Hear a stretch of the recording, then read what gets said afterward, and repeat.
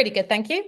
I am glad to hear it. Look, we've chatted at length about you coming on the show. I'm so glad we finally got it in the calendar and like we can make this happen. Can you give us some context into you and PT1? Because I have so many questions.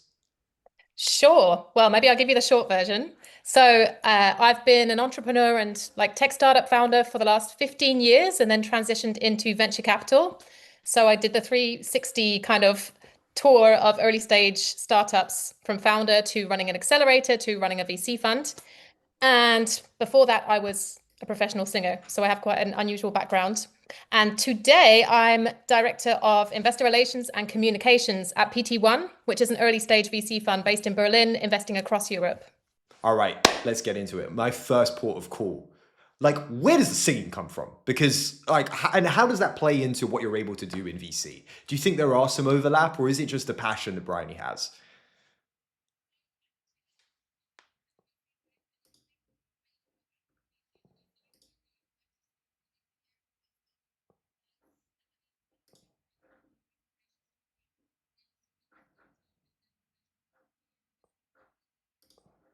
Hmm.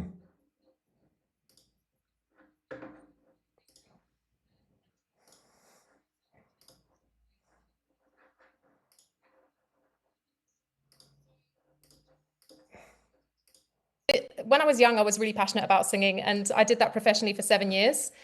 And I guess becoming an entrepreneur, I just kind of started saying yes to opportunities and seeing where it took me. And I found the best translatable skills when I first got up on stage to pitch, right? So I was like, I know this place. I'm very comfortable here. So It's like I'd there's a spent so much mic, time on the I am the stage. center of attention. It makes a lot more sense, right? It's like the parallels are there.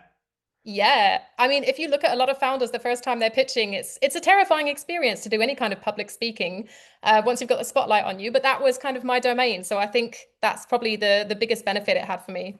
But was there a specific type of singing, or was it just kind of like just a band? I used to do solo stuff in two veins. I would either do jazz and blues. I love the old 40s, like Ella Fitzgerald, Billie Holiday. And Oh, on the good other side, vibes. rock. Mm, Oh, what rock? I didn't take you as a rock yeah. person. Oh, yeah. So my band now, BC and the VCs, we do mostly kind of rock or kind of pop covers from the 80s, 90s mostly. Nice. It's good vibes. What have I been into quite recently? I mean, it's not, I wouldn't say, is it 90s? No, it's definitely early 2000s. Red Hot Chili Peppers. Yeah, nice. I grew Oh, up with them, of course. God, Can't Stop is just ringing around my head constantly. Nice.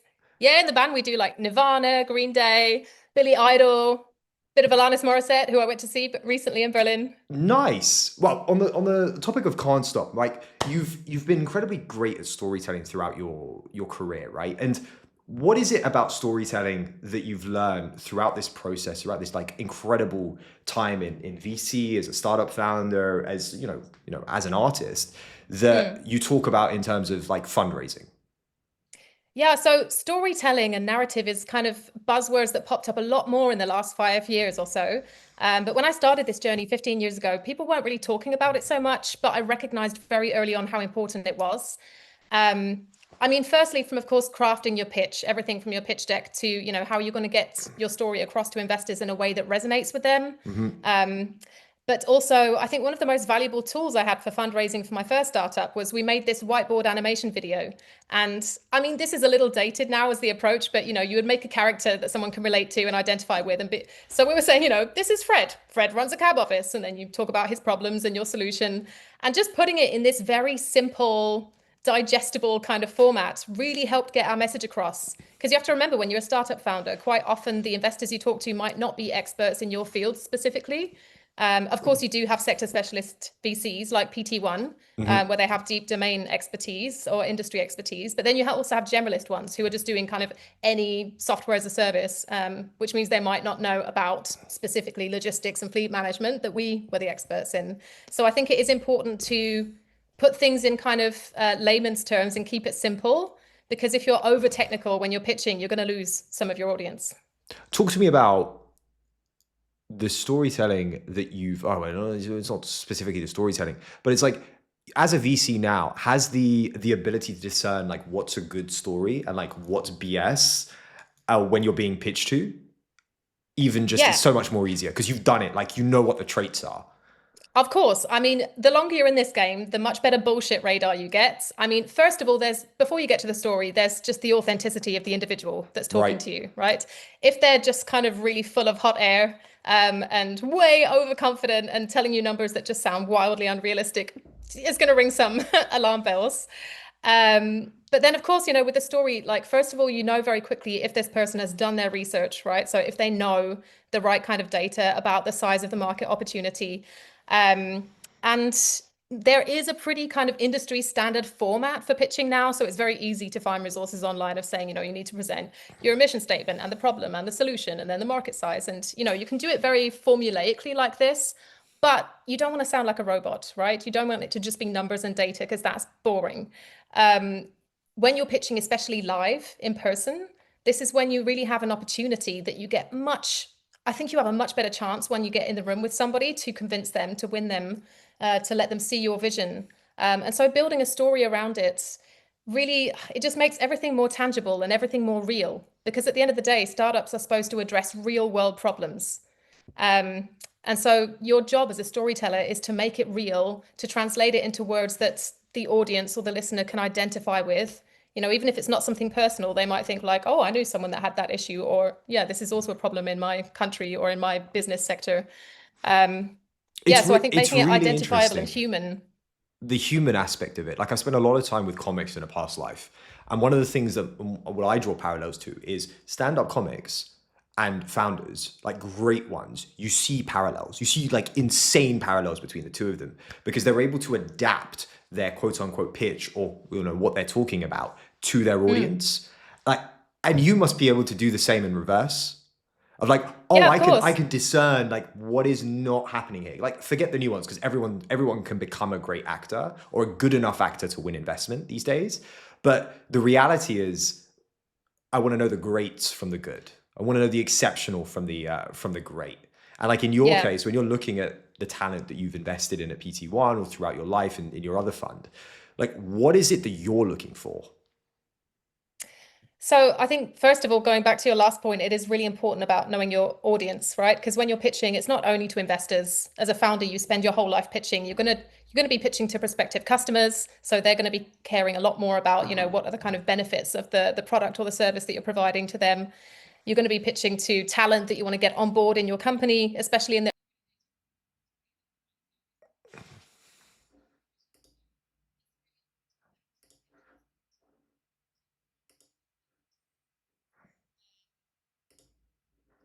The What you look for when you're investing.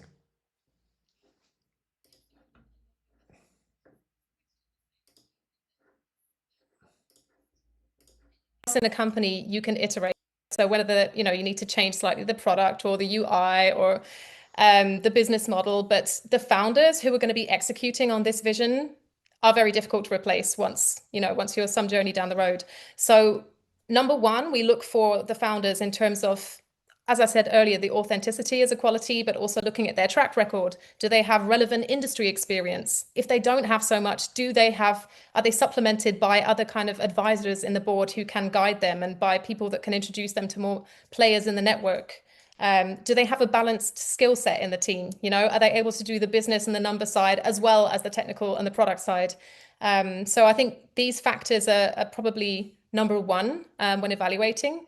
But then, of course, there's lots of other things on top of that, right? So you've got all these kind of different buckets that you need to evaluate. After that, you need to look at the size of the market opportunity, how crowded or busy is the market landscape, where are we on the curve right now in a market cycle, what kind of technology trends are, you mentioned earlier, what are just kind of hype or buzzwords that people might jump onto, and which ones are actually here to change the foundations of the world that we're living in.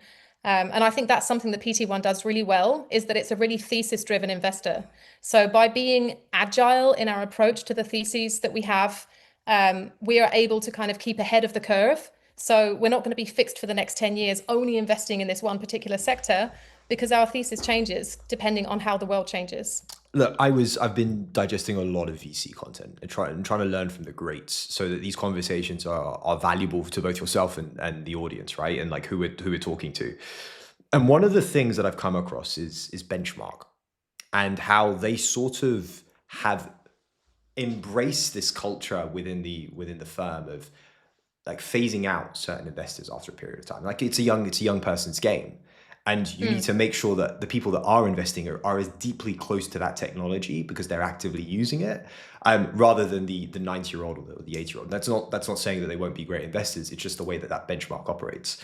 How do you think about that, given the fact that obviously you run your own fund as a GP, but also like you're inside of PT1 as director of comms and investor relations? Yeah. So it's been really interesting journey actually working with different types of LPs. So you can categorize them, right? So with my first venture capital fund, the majority was public money from the Polish Development Fund. So this comes from EU funding. Yep. And then we had a couple of private investors just from private industry as well. And I found a lot of challenges working with public money in terms of the amount of bureaucracy and administration and reporting, and also the limitations, right? Because you have to agree at the beginning of the fund cycle, I'm going to invest in XYZ, and you have very little flexibility to change that, regardless of what happens in the world or in the economy. So what I really like about PT1 is currently we're completely funded by private LPs, but they vary everything from high net worth individuals who are those industry leaders who have actually had those traditional industries with their boots on the ground and their hands dirty, and they are available to advise our startup founders on those specific industry sectors. So whether they're from construction or real estate or from the energy sector or infrastructure, we're able to give this value add of having the expertise at our fingertips from a network of over 100 professionals. Then you've got family offices. Some of them, again, are very sector focused or impact driven, and some of them are just looking for the best financial returns. Then we also have corporate LPs. So whenever you have, it might be a CVC or a corporate venture or innovation arm. So we have companies like PwC and JLL Spark that are invested. And a couple of banks, for example. Can I ask, So what's it like when trying to win over an LP or like a private investor? Is it incredibly difficult, or do they just give you money? I would say it's harder than raising for a startup in my personal Really? experience. Because the numbers are larger, or is because they're more clued in on the economic So value they can create? it seems to me like a lot broader segment of investors have a mandate to invest directly into startups, and a much smaller pool of them actually have the mandate or the capacity to invest into VC. Okay. Of course, private ones have more flexibility to do what they want, but I mean, when you're fundraising, there's certain things that are within your control. You know, how good is your pitch? How good is your track record? How good are you at building and nurturing relationships? How much exposure do you have? Your brand awareness and reputation. Those are all things that we can work on. And I think PT1 does a great job in those areas. And then there's other factors that you have no control over. And so, for example, if you're talking to an LP and they've already invested all of their capital and they're waiting for returns, they just don't have the money right now. Or it might be that they are oversubscribed to VCs. So they've already put X% into venture capital and they're reserving the rest for direct investments. Or of course, it might just be that you don't fit within their mandate because they only invest in funds larger than 500 million. So that's often the case with private equity, for example. So yeah, first of all, you have to do that initial criteria. Are we the right fund size? Do we invest at the right stage? Do we invest in the right geographies? Do we invest in the right sectors to appeal to this LP? And only then you can even get the door open to have a conversation. So So you actually, you've filter got out a a lot, right? really hard job. You don't just have to win them over and just be like, yep, and show this incredible mind and like traction, etc. Today, it's like you've got so many tech like boxes to tick. You think that's the Yeah, right and I way of mean, doing it, or actually not? so I mean both. So on the one hand, it doesn't hurt to be absolutely charming because, you know, it is a people's business at the end of the day. So I think the thing is you have to remember it's about the long game. You can't Mm. launch a venture capital fund and expect to have closed 100 million in 6 months. I think with startups, it can go much faster depending on, you know, the ticket size. The less money you raise, the quicker you can normally do it. You know, for startups, they could just do a CLA or a safe note or an angel round to get pretty quick money in weeks even. But the larger the rounds get, normally the more hierarchy there is to get to the decision of if they're going to invest. And it's the same with VC. So because we're working with bigger ticket sizes, normally there's more of a hierarchy or decision-making structure. And of course, now the next hurdle for us is getting to those larger institutional investors. So that might be bigger fund of funds or pension funds or public funds. And they just have a really established process that they cannot deviate from. So it doesn't matter how much they like you and the team and the numbers, you have to, you know, jump through every hoop to follow the protocol. And looking at German or European public funds right now that are very active in VC, the average time to get from applying to getting money at the moment is around 18 months, in some cases up to 2 years, Really? right? So yeah, I Why is the deployment so slow? partly right now they have a bit of a backlog because I think when the programs were brand new and people were applying, they could process them more quickly. But as you know, it's been a few years now that some of these programs have been available in the market. And so they just have so many applications to go through. But again, as I mentioned earlier, with working with any public money, it's the bureaucracy. They also have to tick all of these boxes. They're not allowed to take any shortcuts. They are, they have a fiduciary duty to make sure that they dot every I and cross every T. And that takes time. I can't even begin to imagine the due diligence that they have to do. I wouldn't want to Mm. be in that position by any means. And the fact that you're at the receiving end of that, oh, I don't envy that job. Yeah, so fortunately for me, we have a really nice division of skills in our team. So my team, as I mentioned, is doing investor relations. So that's fundraising and events and the communications, including PR and things like talking to you, Viraj. But we have another team that's doing all of the kind of finances and administration and regulatory work. So I think a lot of the weight is going to be on their side. I wanna jump over to the fund you run as GP, right? Like tell me a little bit about that. Like how did that come about? Yeah, so that one's called Brink VC. It's based in Warsaw in Poland. So we predominantly focus on the Polish market, very early stage. So we do pre-seed investments. And this B2B came SaaS about, or is it generalist fund? it's actually mostly focused on IoT and connected hardware, but there are a couple of AI and Ooh. SaaS companies in the portfolio I'm too. more But that was interested one in the of our former, not the latter. That definitely like IoT and interconnected devices. Like, what's the ecosystem like there for that? Well, Poland's got a brilliant growing ecosystem for startups in general, but that was one of the key differentiators that we had as a fund because again, having all of this European money flooding on the market, there was a lot of competition to find GPs to run funds. Hmm. So I was actually approached. I was kind of headhunted by a guy that I used to work with at Brink, the accelerator. So Brink's founder kind of became a partner, an LP in the fund, and he recommended me for the role. Why So the rest you? of the rest of the team's all Polish. And they wanted someone basically that would complement my business partner's skill set. Okay. He's good at the sort of behind the scenes hardball negotiations, but not so much of a people person. Um, and so, yeah, I think they were looking for someone that had a lot of experience with startups, that knows how the process works, everything from kind of doing the evaluation of deal flow through to the due diligence to the signing of the term sheet and all of the legal documents. And because I'd done that so many times from the other side of the table as a founder, and then for the previous couple of years have been running an accelerator program, so supporting other companies go through these processes, I had a pretty good kind of training. Like running the accelerator was like VC and training basically. And working with Brink, they actually taught me, they let me sit on the investment committee to show me how they make their decisions, how they score these different buckets we talked about when they're evaluating deal flow. Yeah, so I basically was being groomed for this role, and yeah, the guy that ran Brink Poland, he had kind of been a fan of my work for quite some years. So ever since I ran my first startup, he was already keeping an eye on what I was doing. He tried to headhunt me for a competitor back then, and I said, no, thank you. This is my baby. I will, I'll stay here. But yeah, he just reapproached me a couple more times over the years. And when he came and asked me if I'd be interested in being a GP, I was like, now you have my attention. That's really interesting. I always thought GPs ended up like spinning up their own funds and having to go away and do a lot of that fundraising. But in your case, it's a bit of both. It's like right place, right time, right moment with the right network. And I assume there was some element of like having to do a raise for the fund.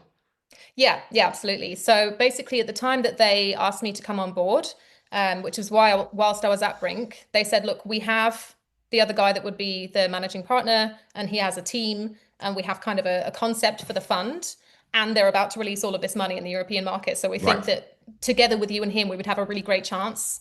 So yeah, I joined at that stage. I was doing the kind of final pitches to the LPs and to the Polish Development Fund. And yeah, we got accepted. So that was the last 6 years, and now the fund is in the divestment period. So we're not investing in any more companies. The money's all spent. So now we're just trying to support the companies and get some exits. Love it. I want to talk a little bit on the state of the European ecosystem right now. Obviously, being on the ground in Berlin and having some very deep talons into the ecosystem. I think it's beautiful that we can have a conversation around like the work that PT1 does, but also like the insights you've gained from like the Polish fund as an example, or investing in Poland. What is Yeah. Europe not getting right now? Um, there's quite a few things. So I would say Europe is definitely falling behind other global markets. I mean, we're facing a lot of challenges right now in terms of quite often innovation can be stifled by too much legislation. So it's much more difficult to move as fast as the US does or as China does. The political landscape doesn't look great at the moment. We're seeing a lot more kind of moving towards right wing coming up. And also, there was really great news in the last year of these budgets that have been announced for, like, what's very relevant for PT1 is the infrastructure and the climate aspects. So we Aha. had 500 billion euros earmarked for that in Germany. But in both in Europe and the UK, it seems like these targets that were leading us towards the Green Deal and things like that are all being delayed. Did you know? Did you So have a feeling that was going to happen going in, like with the background that you've got?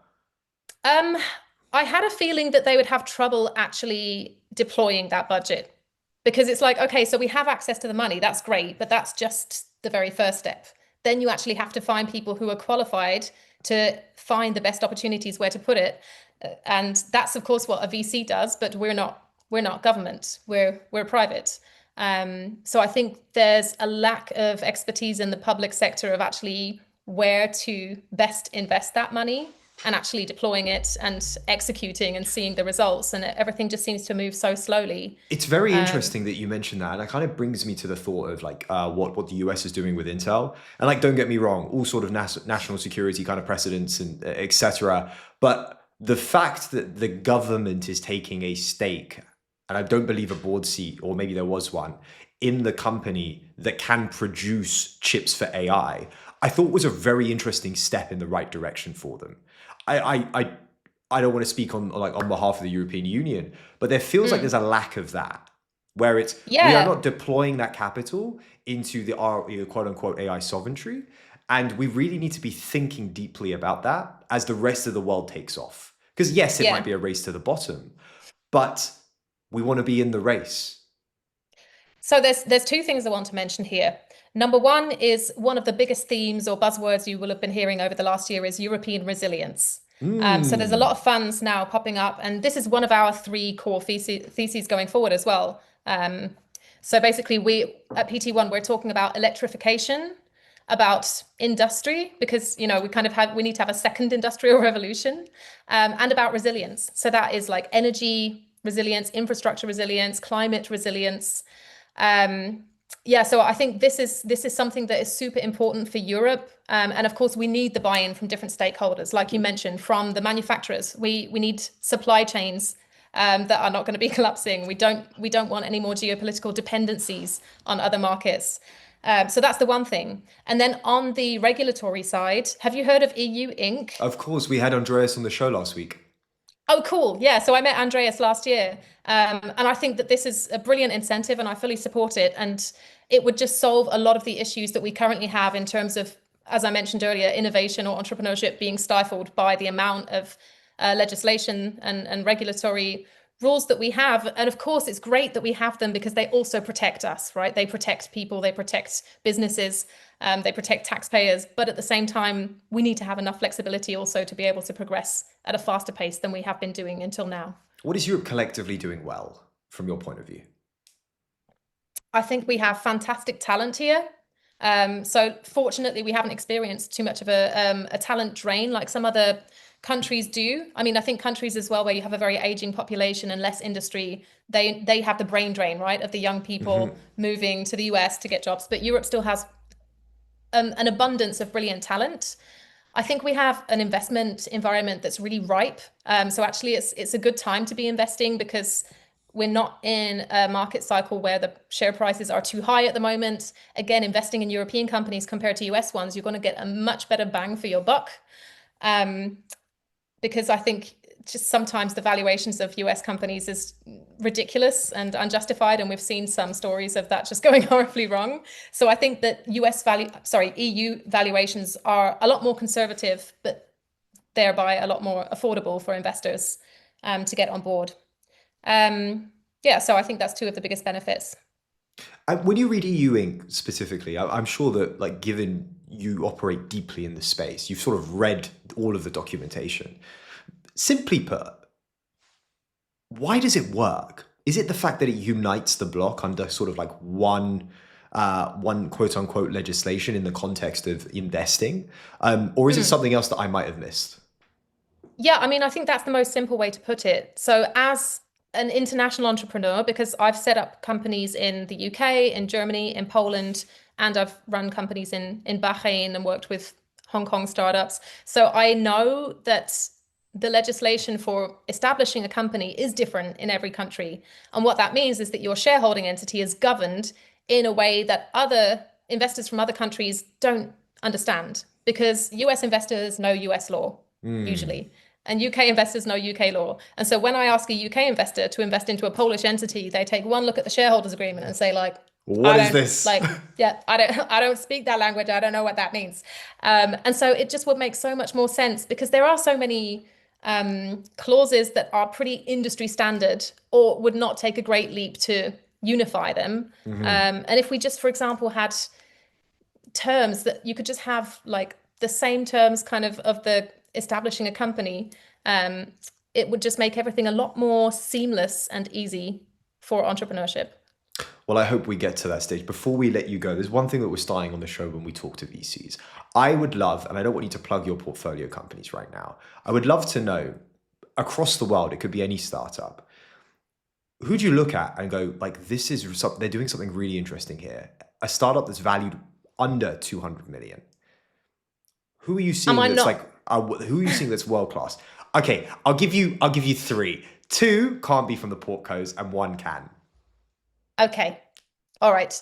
So I will go first with the one from our portco, because, well, I wanted to tell you two because they're in the same space. I'll talk about the industry sector instead. So at PT1, we like to think of ourselves as the truffle pig, right? Because we are really good at finding opportunities much earlier and identifying what are going to be the future biggest technology trends. And so when we transitioned from doing a lot more, we started out doing prop tech, real estate, construction tech, and over the years we evolved into a much broader physical world. So looking at energy, looking at infrastructure, looking at climate adaptation tech. And we were looking at battery storage. So I think some of the most I'm exciting surprised you're not in space as well by this point. We're not. We're sticking to planet Earth at the moment because there's enough to do here. So battery storage tech is one of the most interesting spaces for me. And there's a couple of portfolio companies we have, TerraOne and Voltfang, that are both operating in that space. And they are some of the best performing companies that are just about to announce some really, really huge deals. And so we were very happy to be part one of their story, coming in as the first institutional investor. And basically, they're just changing the entire landscape for energy. Electrification is the future. And a lot of people said battery storage is not ever going to work, really. And even some politicians now, today, are still kind of falling back a little bit on their climate commitments. And I assume it's probably the oil and gas lobbies that are still getting to them. But the science and the numbers and the data shows otherwise, that it absolutely is the right investment. And it is something that we still are standing very fast to. So that's one thing. Give me the other two, the two outside of the portcos, like two companies that you look at and you're like, wow, they're really innovating here. There's something deeply technical about what they're building, or they just have world-class founders. Which two companies do you look at valued under 200 million? Yeah, I'll give you two on opposite ends of the spectrum. Works for me. It could be whatever you like. Super, super well known, and then probably not very no, well known. I don't want to know the ones that are well known. I want to know the ones that you look at and go, ooh, this is something I would have liked to be a part of.